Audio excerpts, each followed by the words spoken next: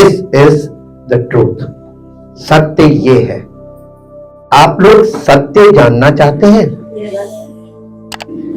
आप लगातार परमेश्वर के वचन को जो हम आपको प्रतिदिन अवेलेबल करते हैं, ये एक्चुअली पवित्र आत्मा का काम है और आप तक पहुंच रहा है। क्या आप उस सत्य का दर्शन करना चाहते हैं? अक्सर मसीही लोग आज के युग में ये मानते हैं कि मूसा की व्यवस्था हमारे लिए नहीं है, उससे हमें, लेकिन बहुत बड़ी गलती कर रहे हैं, बहुत बड़ी गलती कर रहे हैं। उस व्यवस्था को यीशु मसीह ने पूरा किया है, लेकिन वो व्यवस्था हमें यीशु मसीह तक पहुंचाती है ताकि हम ये जाने कि यीशु मसीह ने हमारे लिए क्या किया है। आप आज के मसीही लोगों को देखिए, उनकी एक्टिविटीज को देखिए, आपको ये पता चल जाएगा इनका विश्वास उस यीशु पर नहीं है जिसके विषय में बाइबल बताती है। हालेलुया। मूसा की व्यवस्था जो है, the foundational teaching about Jesus Christ, वही हमारे यीशु मसीह के विश्वास का आधार है, उसकी शिक्षा देती है। मेरे लिए एक पद पढ़ें जो आपको मिलेगा, इफिसियों की पत्री, इब्रानियों की पत्री, द बुक ऑफ हीब्रू, उसका 6 अध्याय और उसका पहला पद। 6 अध्याय उसका पहला पद। इसलिए आओ मसीह की शिक्षा की आरंभ की बातों को, अब एक मिनट रुक जाइए। मसीह की शिक्षा की आरंभ की बातें कहां हैं?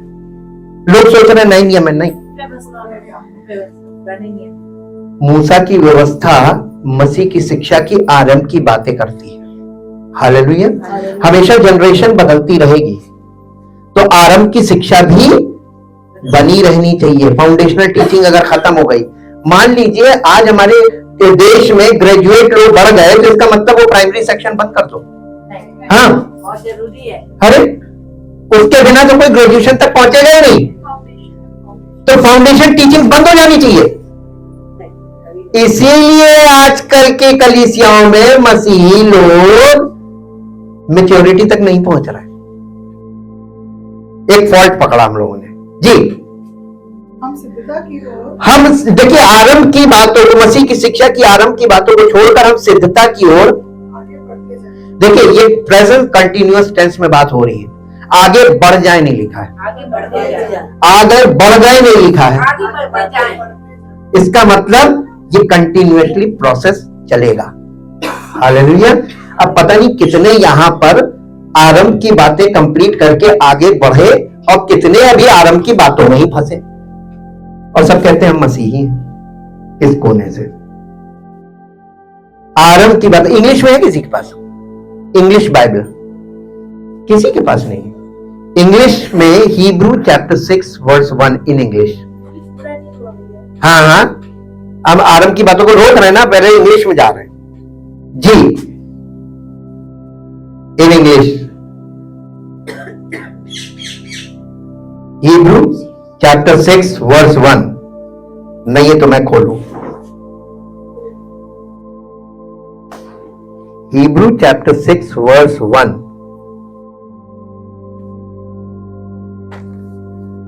हार्डवेयर होना बहुत जरूरी होता है। हार्डवेयर से फटाफट काम होता है, हाथ काम करने चाहिए।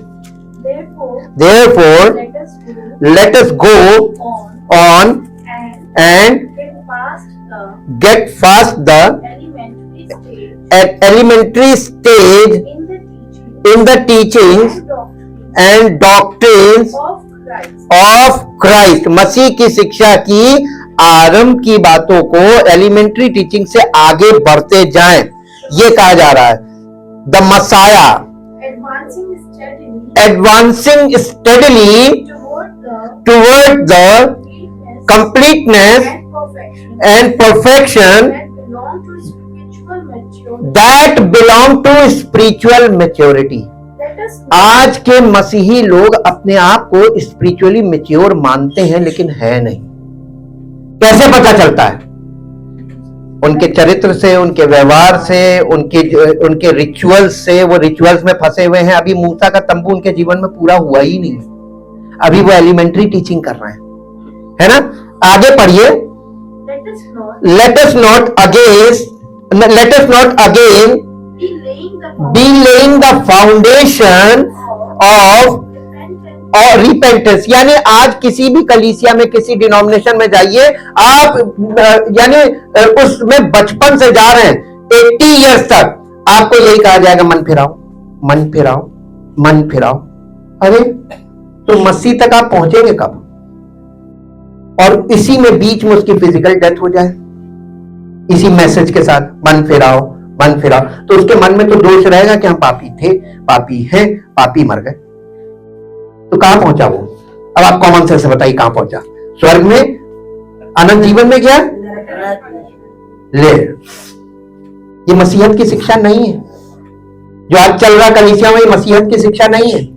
बाइबल से देखिए, रिपेंटेंस बैक, यानी हम आज भी रिपेंटेंस की शिक्षा दे रहे लोगों को, मन फिराते रहो, मन फिराते रहो। आगे, एंड अबैंडनमेंट और डेड वर्क, यानी मरे हुए कामों से मन फिराने की शिक्षा दे रहे हैं। आगे, end of the faith by which U turn to God, यानी मसीह की ओर फिरने की बातें कर रहे हैं, यानी भी आंगन में ही खड़े हुए। मूसा के तंबू में अगर जाके देखें तो अभी हम आंगन में ही घूम रहे हैं जी। हो गया ना। अब आपको एक बात बताते हैं, ये बातें क्यों लिखी उसने, पौलुस ने। ये हिब्रू लेटर है। हिब्रू का मतलब होता है, हमने आपको कल भी टीचिंग में बताया था, हिब्रू बाइबल का मतलब है पुराना नियम। यीशु मसीह की बाइबल कौन सी थी? उसको हिब्रू बाइबल बोलते हैं, हिब्रू बाइबल थी। यीशु मसीह हिब्रू बाइबल पढ़ता था, और जिस बाइबल से यीशु मसीह ने लोगों को प्रचार किया, लोगों को सत्य बताया, आज कहते हैं उस बाइबल की हमें जरूरत ही नहीं है, पुराने नियम की हमें जरूरत नहीं है, या पुराना नियम हमारे लिए किसी काम का नहीं है। आप उसको यूजलेस कैसे ठहरा सकते हैं? आपको मालूम, बाइबल को बल लिखा रहता है पवित्र बाइबल, और इंग्लिश में लिखा होता होली बाइबल। इसका मतलब दोनों कॉवेनेंट में आपको कुछ समानताएं भी हैं, कुछ विभिन्नताएं भी हैं। ये हमारी समझ को खोलने के लिए रखा गया है। अब मेरे साथ एक पद निकालिए जो आपको मिलेगा, यूहन्ना रचित सुसमाचार, उसका पहला अध्याय, उसका 17वां पद, 17th वर्ष। इसलिए कि व्यवस्था तो, व्यवस्था किसके द्वारा दी गई? मूसा के द्वारा। तो परमेश्वर ने क्या गलती की थी? परमेश्वर कभी गलती नहीं करता है। उसने जो मूसा के द्वारा दिया वो आज भी हमारी शिक्षा के लिए काम करेगा। आज लोग मसीह को कैसे जानेंगे कि वो हमारा उद्धार करता है? पहले ये बताइए, अगर आप पुराना नियम हटा दीजिए तो आपको कैसे पता चलेगा मसीह कौन? आज की मसीही शिक्षा में देखिए, ये पुराने नियम को हटाकर बात की जाती है। जो मसीही शिक्षा है वो नए नियम से बात तो कर रहे हैं और पुराने नियम को कंट्राडिक्टरी यूज करते हैं, विरोध में। देखिए ये था, अब यीशु मसीह ने ये कर दिया। ऐसा कुछ नहीं, कॉम्प्लीमेंट्री है। ओल्ड टेस्टमेंट और न्यू टेस्टमेंट एक दूसरे के कॉम्प्लीमेंट करते हैं जी। परंतु देखिए, व्यवस्था तो मूसा के द्वारा दी गई, परंतु अनुग्रह और सच्चाई यीशु मसीह के द्वारा आई संसार में। अब आप ये बताइए, मूसा के द्वारा जो व्यवस्था दी गई थी वो क्यों दी गई थी, और यीशु मसीह के द्वारा क्या दिया गया? नहीं, क्या दिया गया? हम लोग की स्टडी जो चली है पिछले हफ्ते, आपने ध्यान दिया होगा, वो लॉ एंड ग्रेस, व्यवस्था और अनुग्रह। एक बात बताइए, क्या पुराने नियम में अनुग्रह नहीं है? जब आप नूह के जमाने में पढ़ते हैं नए नियम में कि नूह के जमाने में जब परमेश्वर ठहरा रहा, अनुग्रह करके ठहरा रहा कि लोग उस नूह के जहाज में प्रवेश करें, अनुग्रह करके ठहरा रहा कि लोगों को बचा ले, लेकिन किसी ने नूह का 120 वर्ष का टाइमिंग है, वो द ड्यूरेशन इज 120 ईयर्स। परमेश्वर कितने साल अनुग्रह करके ठहरा रहा? 120 साल तक। नूह का प्रचार कितने साल हुआ था? 120 साल तक। नूह को जहाज बनाने में कितना समय लगा था? 120 साल तक। और 120 साल तक नूह का प्रचार क्या था? जैसे आज हम लोग प्रचार करते, ये प्रचार नहीं था। नूह का प्रचार था कि वो एक पानी का जहाज बना रहा था। नक्शा कहां से आया था? परमेश्वर ने उसको बताया था। नाप जोख किसने बताई थी? परमेश्वर ने बताई थी। ठीक, अकॉर्डिंग टू द वर्ल्ड वो काम कर रहा था। और अकॉर्डिंग टू द वर्ल्ड जब वो काम कर रहा था तो लोग आके पूछते थे नूह के साथ कौन कौन काम कर रहा था? नूह था, नूह की पत्नी थी, नूह के 3 बेटे थे और तीनों की पत्नियां थी। ये सब एकजुट एक परिवार कुछ कर रहा था, परमेश्वर की आज्ञा का पालन कर रहा था। और जब वो जहाज बन रहा था तो तमाम लोग आके पूछते थे ये क्या बना रहे हो? क्योंकि उस समय तक बारिश नहीं होती थी ना, तो बारिश के बारे में लोगों को नहीं मालूम था। और बारिश को लोग जानते भी नहीं थे कि बारिश है क्या चीज।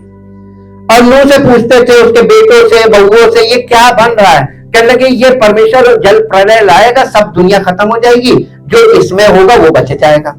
लोग हंसी उड़ाते थे। ये सब सनक गए, पूरा परिवार सनक गया है।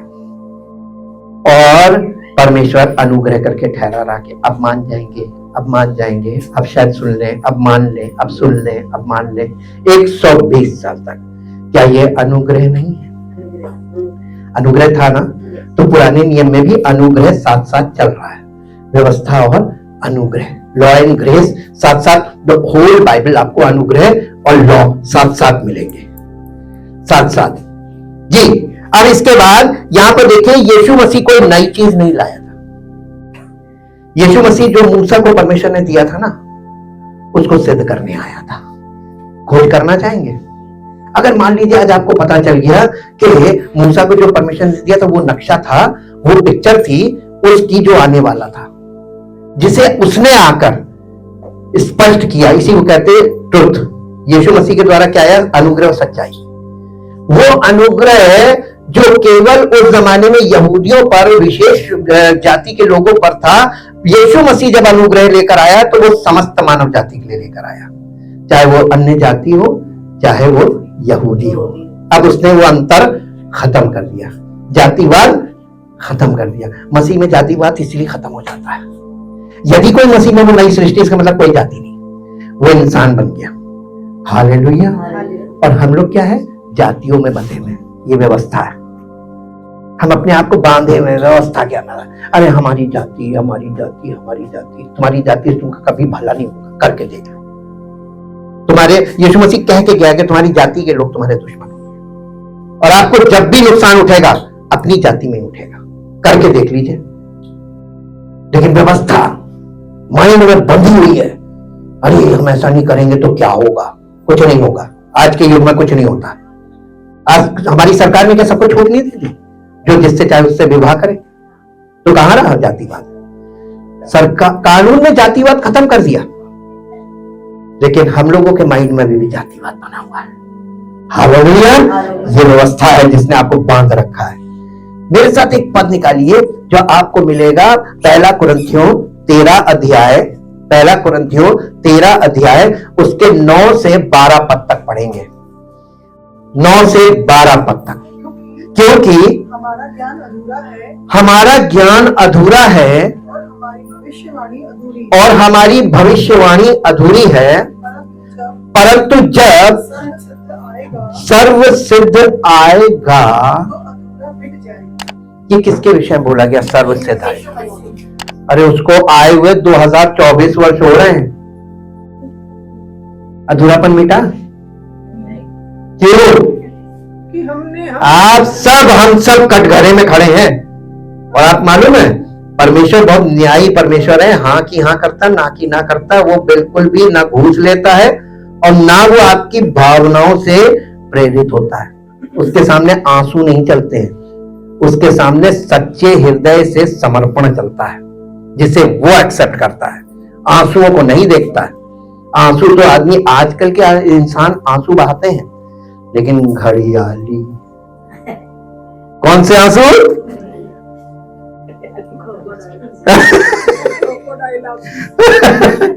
जी, परंतु जब वो अर्थात सर्व सिद्ध आएगा, अब ये बताइए, मूसा के तंबू में जो दिखाया जा रहा था वो सब वहां पर था, एक रफ पिक्चर थी, और वो इसी बात की गवाही दे रहा था कि ये देखो, ये जो बलिदान चढ़ाए जा रहे हैं इसके द्वारा किसी को उद्धार नहीं मिल रहा, किसी को सिद्धि प्राप्त नहीं हो रही, कोई सिद्ध नहीं हो रहा है, फिर भी चढ़ा रहे हैं।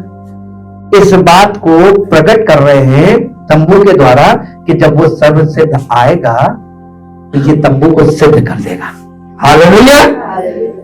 और आज 2024 वर्ष हो गए, लोग आज भी उसी गतिविधियों में, यानी एलिमेंट्री टीचिंग में फंसे हुए हैं। ये मत करो, ये मत छुओ, वो मत खाओ, इधर मत जाओ, ये मत करो, ये मत करो, ये मत। अरे किसी का विवेक इतना मैच्योर नहीं हुआ या सिद्ध नहीं हुआ कि खुद से कहे कि नहीं, हम उधर नहीं जाएंगे, हम ये नहीं करेंगे, हम ये नहीं खाएंगे। अपना स्टैंड कोई नहीं ले पा रहा जी। जब मैं बालक था तो मैं बालकों की नाई बोलता था, बालकों का सा मन था, और बालकों की सी समझ थी। अब एलिमेंट्री टीचिंग में जब आप बने रहेंगे, आप उन चीजों को आज करेंगे। जब सर्वसिद्ध आ गया है तो सर्वसिद्ध आपको देखकर क्या कहेगा? और आपको मालूम है गलातियों में लिखा है, अभी हम चलेंगे वहां पर, आपको दिखाएंगे बालक की स्टेटस क्या है। वो बालकों का सा मन था, बालकों की समझ थी, परंतु जब सयाना हो गया तो बालकों की बातें छोड़ दी। क्या छोड़ा? बचपना छोड़ दिया। खाना वैसे ही खाते हैं, बालक थे तब भी खाना खाते थे, और वयस्क हुए तब भी खाना खाते हैं, लेकिन तरीका बदल गया है ना। बालक थे तो खाना कैसे खाते थे? अपने आप को सान भी लेते थे, खाना बर्बाद भी करते थे, गिराते भी थे, ये बालक खा रहा है। लेकिन जब सयाने हो गए तो अब खाने का तौर तरीका सीख गए। हालेलुया। वयस्क का मतलब किसी चीज को सीखकर परिपक्व हो जाना। जी आगे। दर्पण में अब हमें दर्पण में सा दिखाई देता है। अब यानी जब हम इमेच्योर हैं, जितने लोग मसीह में इमेच्योर हैं उनके लिए एक दर्पण रखा गया है। अब हमें दर्पण में धुंधला सा दिखाई पड़ता है, परंतु उस समय आमने सामने देखेंगे। किसको? और मान लीजिए आज आप उसको आमने सामने देख लें, तो क्या आप सुधर जाएंगे? अरे तब तो बहुत पिटेंगे, फिर कोई रास्ता नहीं है, क्योंकि जिसे एक बार ज्योति मिली, आगे लिखा हुआ है, और स्वर्गीय वरदान का स्वाद चख चुके जिन्होंने उसका दर्शन पाया, वो अगर करें गलत तो वो जानबूझ के विलफुल ब्लाइंडनेस, विलफुल सिन है, उसकी कोई माफी नहीं है। अब बताइए, आज आप अगर उसका दर्शन पा जाए यहीं पे, तो सुधरेंगे? अब सुधर गए। Hallelujah.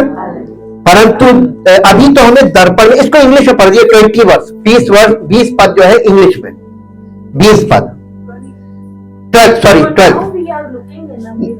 For now we are looking in a mirror and that gives only a dim ये ऐसा आईना है जो हमें डिम दिखाता है, यानी blur picture, reflection of reality as in a riddle,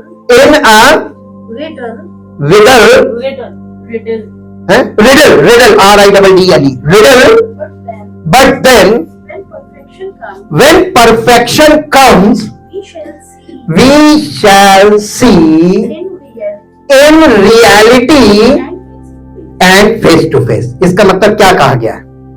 अभी हमें दर्पण में, आपको मालूम है यहाँ पे दर्पण, मैंने इस पे भी टीचिंग आपको दी है पुराने में, याद कीजिए बहुत पहले। दर्पण हमने बताया था मूसा के तंबू में, वो जो पीतल की हौदी होती थी उसका नीचे का हिस्सा जो है वो स्त्रियों के दर्पण से बनाया जाता था। उस जमाने में दर्पण होता था, वो पीतल इतना ज्यादा जो तांबा और पीतल मिक्स होता था, ब्रॉन्ज उसका होता था, और इतना शाइन करता था कि उसमें रिफ्लेक्शन दिखता था, लेकिन क्लियर नहीं। जैसे आज का मिरर है, ऐसा मिरर नहीं होता था, उसमें सिर्फ आपको झलक दिखती थी लेकिन स्पष्ट नहीं दिखाई देता था। That is called mirror in the old testament. पुराने नियम में मिरर का मतलब है ब्लर पिक्चर। आप देखिए जब न्यूज में वो दिखाते हैं कोई ऐसा सीन होता है जिसको स्पष्ट नहीं दिखाते हैं तो उसमें क्या दिखाते हैं? Blur picture. आजकल के लोगों को तो बहुत जल्दी समझ में आना चाहिए what is the meaning of blur. Riddle word आया, रिडल वर्ड का मतलब होता है एक पहेली के तौर पे किसी चीज को रखना। पुराना नियम एक ऐसी पहेली है जिसमें एक चित्र छिपा हुआ है और वो चित्र आपके सामने अगर नए नियम में प्रकट हो जाता है तो ये आपकी और हमारी खूबी से नहीं होगा, ये होगा पवित्र आत्मा के द्वारा। पवित्र आत्मा हमें मसीह के दर्शन कराएगा, लेकिन पवित्र बाइबल में। क्या आज आप वो दर्शन करना चाहेंगे? पुराने नियम में जिसके विषय में लिखा हुआ है कि वो मूसा के तंबू में पूरा कुछ दिखाया जा रहा, बलिदान विधि दिखाई जा रही है, वहां प्रीस्टहुड दिखाया जा रहा है, वहां तंबू के बनाने की विधि बहुत डिटेल में दी गई है। और जब तंबू बन रहा था तो मूसा को रिपीटेडली एक वार्निंग आ रही थी और वो वार्निंग ये थी कि ठीक वैसे ही बनाना जैसा नमूना तुझे दिखाया गया। ये क्यों थी वार्निंग? क्योंकि जब परफेक्शन आ जाएगा, अगर उसमें जरा सी तुमने एरर छोड़ दी तो परफेक्शन आएगा नहीं। परफेक्शन कब आएगा? एररलेस वर्क करने से। तो मूसा ने जो काम किया वो एररलेस वर्क था। अब आप कहेंगे कि उसमें एररलेस था तो फिर नई वाचा की आवश्यकता क्या थी? अरे आपको यही तो नहीं मालूम है परमेश्वर कहां से शुरू करता है, कहां ले जाके खड़ा करता है। आप उसकी बुद्धि को जान पाएंगे, लेकिन अगर आप उसके साथ साथ आज्ञाकारी बन के चलेंगे तो आपको बुद्धिमान जरूर बना देगा। हालेलुया। आज आप दर्शन करना चाहते हैं, मेरे साथ आ जाइए नए नियम में। हाँ, Now I know in part. Now I know in part, यानी पुराने नियम में आप सत्य को पार्ट पार्ट देखते हैं, imperfectly, But then I shall know and understand fully and clearly even in the same manner in the same manner as I have been, as I have been as I have been as I have been fully and clearly know fully and clearly know and understand and understand by bye God. परमेश्वर ने हमें जिस तरीके से पूरी तरीके से जान लिया है वैसे ही हम भी परमेश्वर को पूरी तरीके से जान लेंगे। कब? जब वो परफेक्शन आ जाएगा। तो बिना मसीह के कोई सिद्ध नहीं हो सकता। यहां पे ये बताया जा रहा है, ये टीचिंग है और ये पार्ट्स में होती है। लेकिन आपको इफेक्ट बताए टीचिंग का रिजल्ट वो क्यों नहीं आ रहा है। पौलुस भी कलीसिया को यानी पत्रियां लिख लिख के टीचिंग दे रहा था, लेकिन कलीसिया उसकी सुन रही थी, लेकिन सुन रही थी जैसे आप सुन रहे हैं। परफेक्शन तक क्यों नहीं आई? उन्होंने क्या गलती की जो हम भी कर रहे हैं? उस पर चले नहीं और उसकी बातों को माना ही नहीं। अरे उसका दर्शन करने के बाद अगर आप पीछे मुड़ते हैं तो आपके साथ क्या होगा ये बताइए। फिर आपको दुनिया में कोई नहीं बचा सकता, कोई नहीं बचा सकता, क्योंकि बचाने वाले को तुमने पीठ दिखा दी। वो कहेगा अब जाओ दुनिया के किसी कोने में कहीं पर भी चले जाओ, तुम्हारा कोई मदद नहीं करेगा। हालेलुया। अब इसके साथ आइए इब्रानियों की पत्री 9 अध्याय उसका 11 पद पढ़िए। इब्रानियों की पत्री 9 अध्याय उसका 11 पद। जी।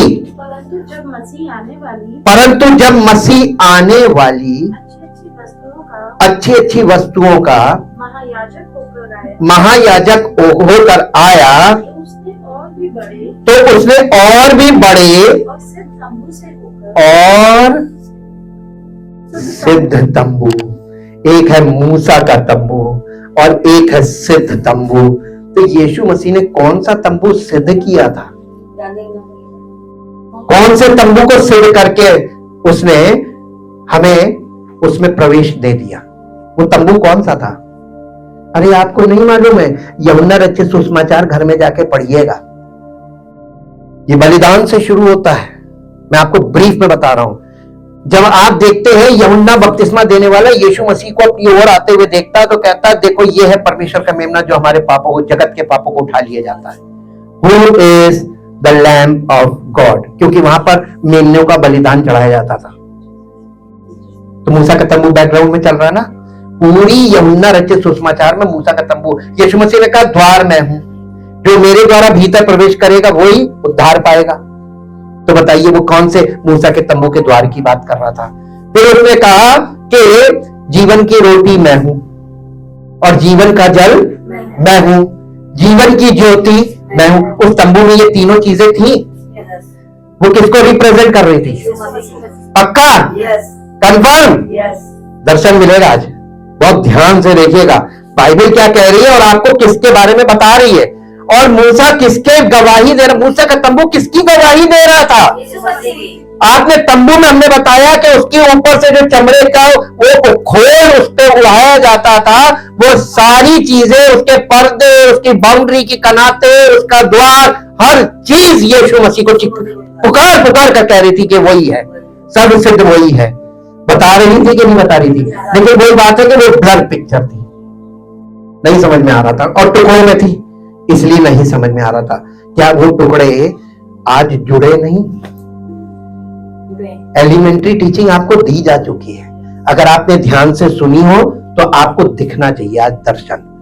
जब ये यीशु मसीह महायाजक होकर आया तो और भी बड़े और सिद्ध तंबू से होकर, जो हाथ का बनाया हुआ नहीं, अर्थात इस सृष्टि का नहीं,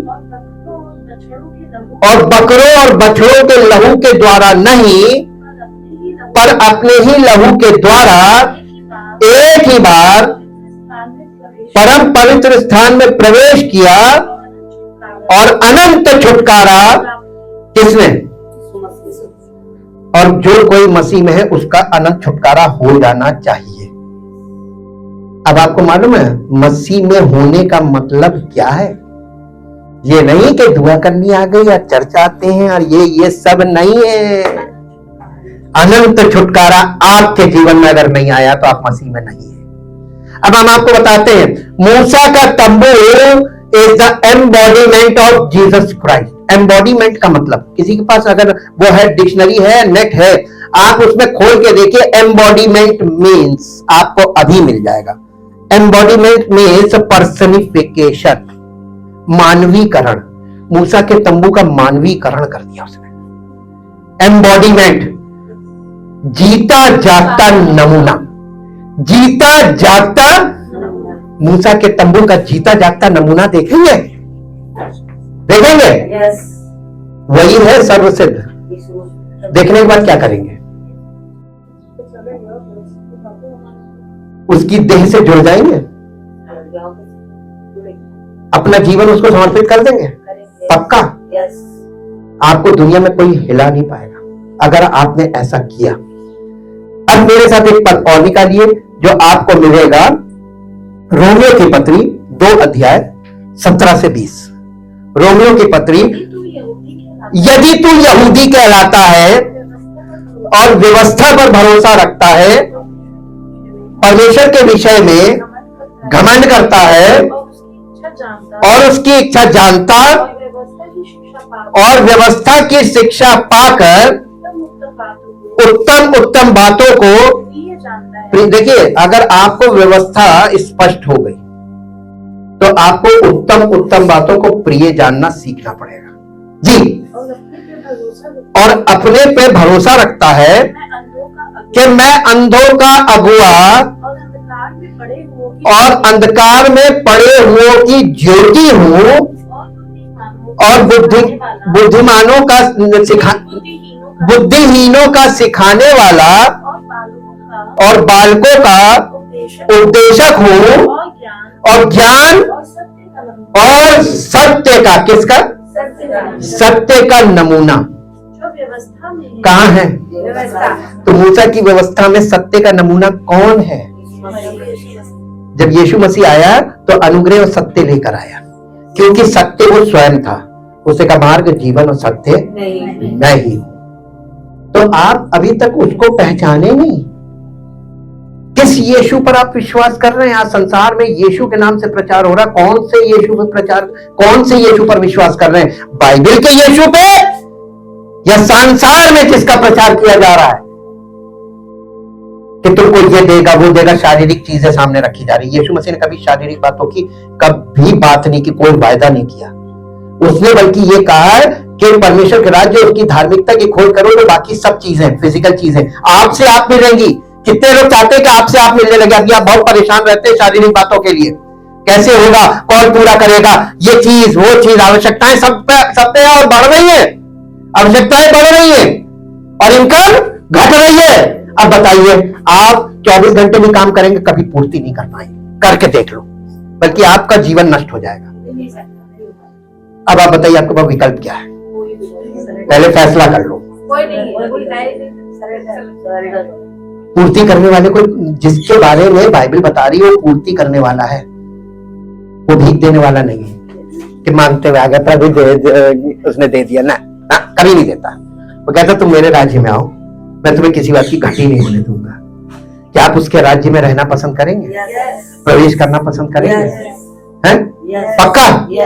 अच्छा, आगे चलिए, एक और पद पढ़िए, इसी अध्याय 9 में आ जाइए। इब्रानियों अध्याय 9, नहीं इब्रानियों से आ जाइए, इब्रानियों अध्याय 9 उसका 24 पद पढ़िए। इब्रानियों, क्योंकि मसीह ने उस हाथ के बनाए हुए पवित्र स्थान में, उस हाथ के बनाए हुए पवित्र स्थान में, कौन सा? मूसा के तंबू की बात कर रहा है, जो सच्चे पवित्र स्थान का नमूना है। अरे उसको तो आप कभी गलत कह ही नहीं सकते हैं, मालूम क्यों?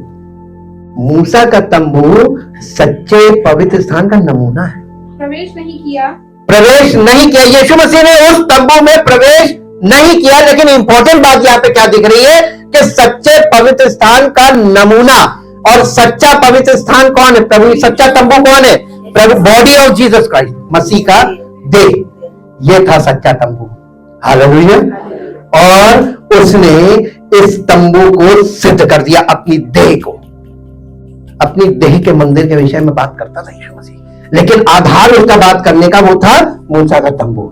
उसके आधार पर वो अपनी देह को प्रकट करता था कि ये मेरी देह है जो मूसा के तंबू के समान है। कंपैरेटिव स्टडी है एक्चुअली जी। प्रवेश नहीं किया, उसमें प्रवेश नहीं किया, पर स्वर्ग ही में प्रवेश किया ताकि हमारे लिए परमेश्वर के सामने, अब परमेश्वर के सामने दिखाई दे। अब आप बताइए कि यीशु मसीह जिसने हमारे पापों को मिटा दिया, लेकिन अभी भी हम पापों में जीवन बिता रहे हैं, तो हम किसके कहला रहे हैं? हम तो पापी हैं और हम यीशु यीशु यीशु राजा, यीशु राजा, यीशु राजा, यीशु मसीह, प्रभु प्रभु प्रभु प्रभु कर रहे हैं। किसकी बात? उसने इसीलिए तो कहा जितने मुझे हे प्रभु कहते, कोई स्वर्ग के सब लोग स्वर्ग के राज्य में प्रवेश नहीं, केवल वही जो मेरे पिता की इच्छा पर चलता है। उसने ले जाके घुमा के मां खड़ा कर दिया कि पहले मेरे पिता की इच्छा को पूरा करो। यीशु मसीह ने पिता की इच्छा को पूरा किया।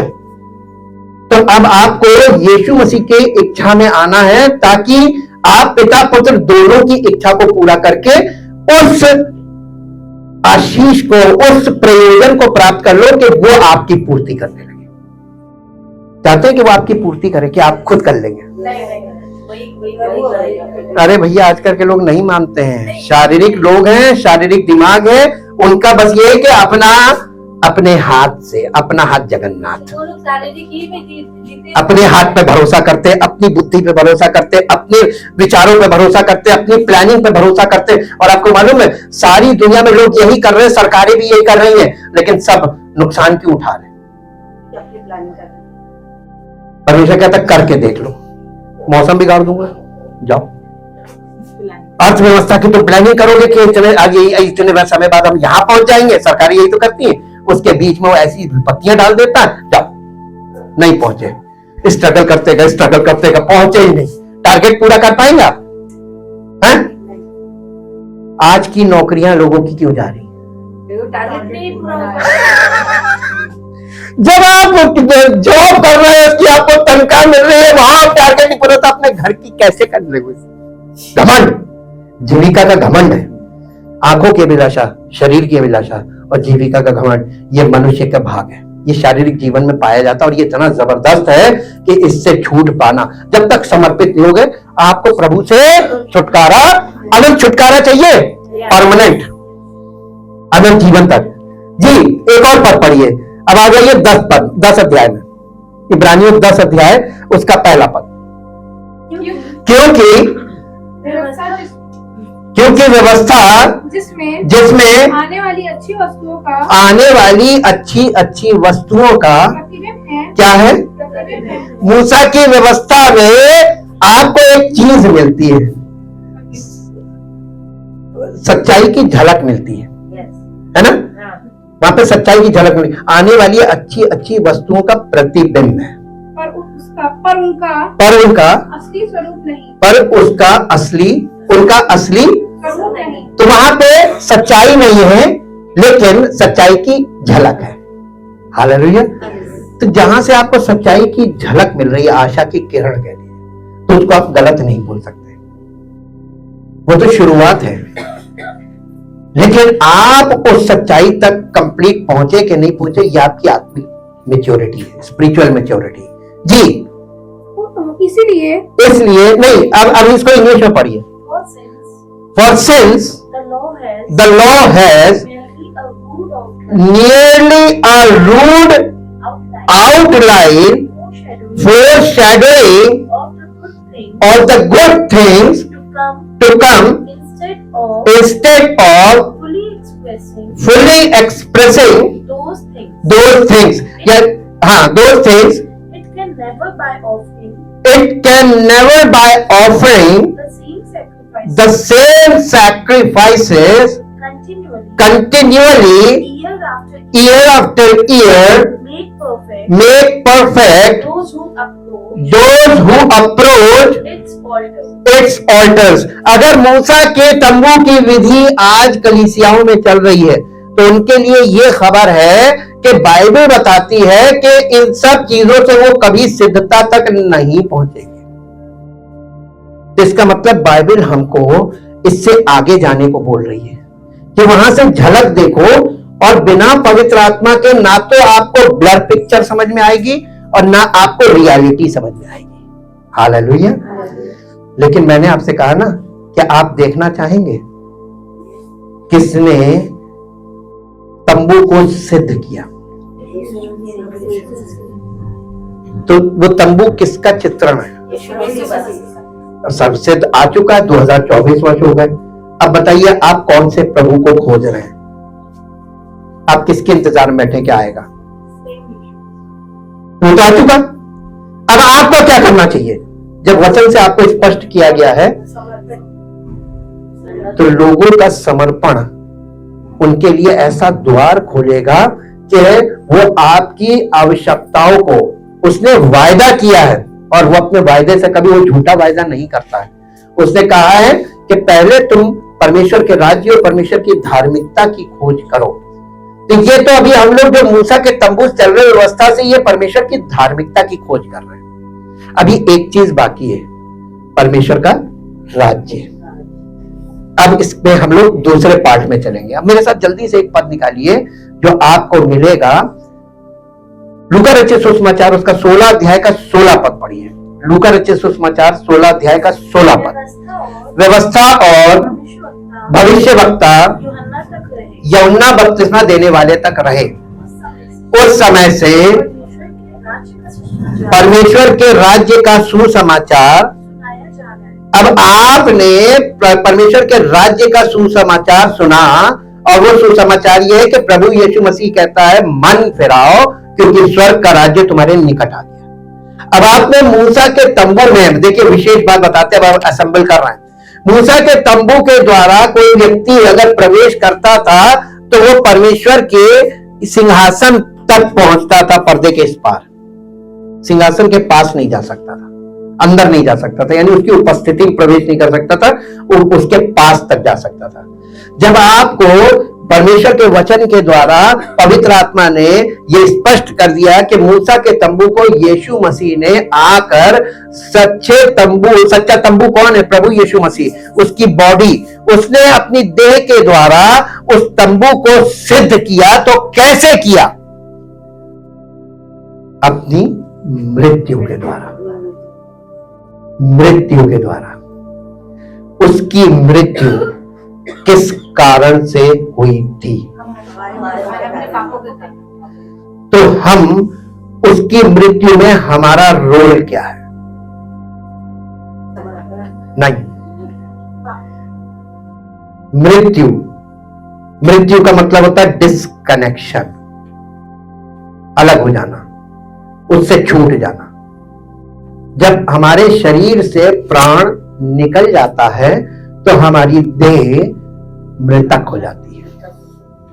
और यदि हमारी यीशु मसीह ने हमारे पापों के लिए अपना प्राण दिया, मेरे साथ एक पद निकालिए, आपको तब समझ में आएगा। रोमियो की पत्री 6 अध्याय, रोमियो की पत्री 6 अध्याय और उसका देखिए, इसका पढ़िए आप 6 पद से। क्योंकि हम जानते हैं कि हमारा पुराना मनुष्यत्व उसके साथ यीशु मसीह किसके पापों को लेकर गया था? तो वो हमारा पुराना माइंडसेट कह लीजिए, हमारी पुरानी जीवन शैली कह लीजिए, या हमारा पुराना स्वभाव कह लीजिए। यीशु मसीह ने हमारे उस पुराने स्वभाव को क्रूस पर चढ़ा दिया। मृत्यु किसकी हुई? यीशु मसीह की हुई। तो हमको जीवन क्यों नहीं मिला? स्पिरिचुअल लाइफ क्यों नहीं मिली? स्टार्ट तो हमको करनी है ना, तो हमने क्यों नहीं स्टार्ट किया?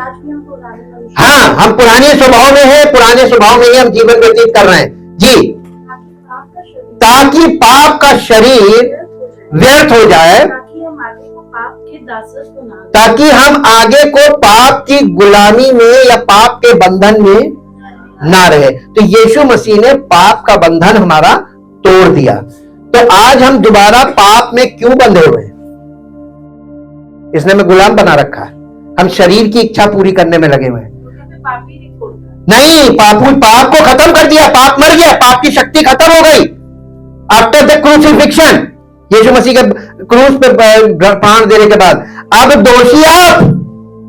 यही तो आप नहीं समझ पा रहे कि आप परमेश्वर के न्याय आसन के सामने बचेंगे नहीं। अब आपके पास तर्क क्या है बताइए? आप कहेंगे पाप ने हमें पकड़ रखा था। परमेश्वर कहेगा कि तुमने वचन को ठीक से समझा नहीं, यीशु मसीह ने तुम्हारे पापों को मार दिया। तो पाप जब मर गया तो अब मरा हुआ व्यक्ति आपके ऊपर कैसे आपको बंधन करेगा? नहीं समझ में आया? नहीं आ रहा, अभी आएगा। एक और रोमियो की पत्री 7 अध्याय में आ जाइए। रोमियो की पत्री 7 अध्याय पहले पद से पढ़िए। ऊपर लिखा है विवाहित जीवन का दृष्टांत। जी, हे भाइयों, क्या तुम नहीं जानते? मैं व्यवस्था के जानने वालों से कहता हूं। अब आपको व्यवस्था तो समझ में आ गई ना? हाँ, व्यवस्था के जानने वालों से कहता हूं, जब तक मनुष्य जीवित रहता है तब तक उस पर व्यवस्था की प्रभुता रहती है। हाँ? अब आप पाप में, आपके ऊपर पाप शासन कर रहा था, पाप के व्यवस्था में बंधे हुए थे। हाँ? अब तो पाप को यीशु मसीह ने मिटा दिया, हमारे पापों को तो मिटाया ना, तो हम व्यवस्था से स्वतंत्र हैं। लेकिन अभी भी आप पाप में जीवन बिता रहे हैं। तो ये क्यों? अपनी इच्छा पूर्ति के लिए आप कर रहे हैं। दिस इज योर विल, आप अपनी इच्छा के लिए कर रहे हैं। आगे, क्योंकि विवाहित, देखिए एग्जाम्पल देखिए, क्योंकि विवाहित स्त्री व्यवस्था के अनुसार अपने पति के जीते जी बंधी है ना, लॉ ने बांध रखा है ना दोनों को, पति पत्नी। अब जब तक इन दोनों में से एक कोई मर गया तो स्वतंत्र, खत्म, व्यवस्था वहां पे छूट देती है। अब तुम जिससे चाहो विवाह करो, ना चाहो ना करो, अब तुम्हारी मर्जी जी।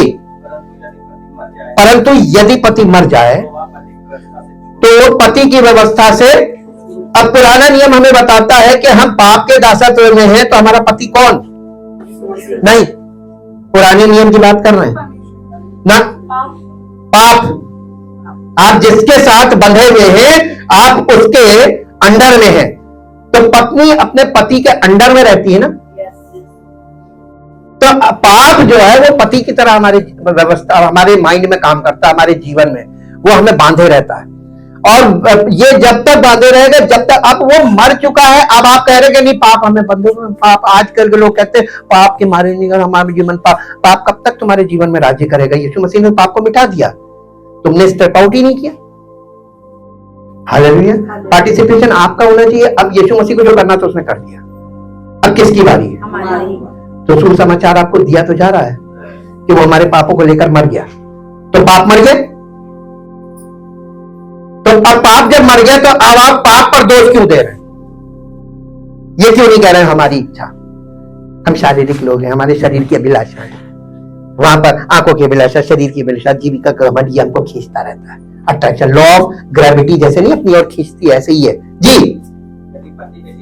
यदि पति के जीते जी वो किसी दूसरे पुरुष की हो जाए, व्यभिचारिणी कहलाएगी। परमेश्वर देखिए कितना न्यायी है, उसको ये मालूम था कि पापी मनुष्य को ऐसे उद्धार नहीं दिया जा सकता, क्योंकि वो एक तो पाप के बंधन में है, दूसरा अपने पति के बंधन में है।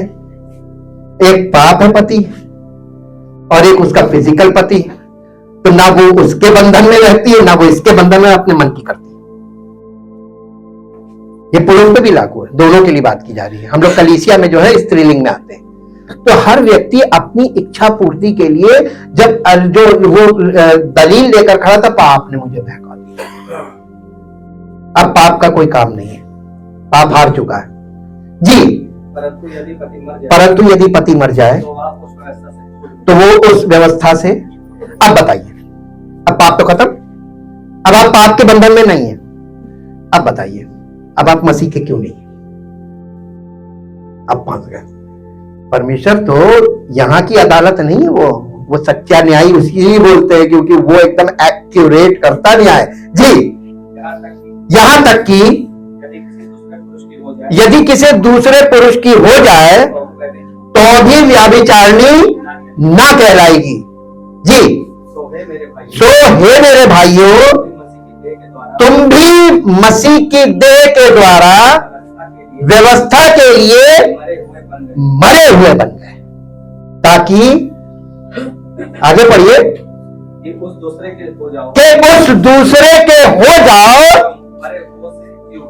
अब आप देखिए, यीशु मसीह ने मूसा की व्यवस्था को पूरा किया, तो जितने लोग मूसा की व्यवस्था के अधीन थे उनको उसने उससे मुक्त कर दिया कि अब तुम्हें इसकी जरूरत नहीं है। उसका सच्चा स्वरूप मैं हूं, मैं आ गया हूं। हालेलुया। जब सर्वसिद्ध आएगा तो अधूरापन, अब बताइए अब क्या अधूरापन है? सर्वसिद्ध आ गया आपके बीच में और 2024 वर्ष पहले आके करके चला गया, उसका समाचार आज आपको मिल रहा है, और वो आपके जीवन से अधूरापन खत्म करेगा और आप उसको ऐसे देखेंगे जैसे आंखों से आमने सामने। आप वचन में जाइए, आपको यीशु मसीह साक्षात दिखाई देगा कि उसके अलावा कोई दूसरा है ही नहीं। बाइबल शुरू से बता रही एक ही परमेश्वर है और परमेश्वर को प्रकट करने वाला भी एक ही है। किसी ने कभी परमेश्वर को नहीं देखा, केवल उसके इकलौते पुत्र ने उसे संसार में प्रकट किया। अगर आपने यीशु मसीह को जान लिया तो आपने परमेश्वर को जान लिया, और अगर आप यीशु मसीह में आ गए तो आप परमेश्वर में आ गए। आपकी आत्मा छुटकारा पा गई। हालेलुया।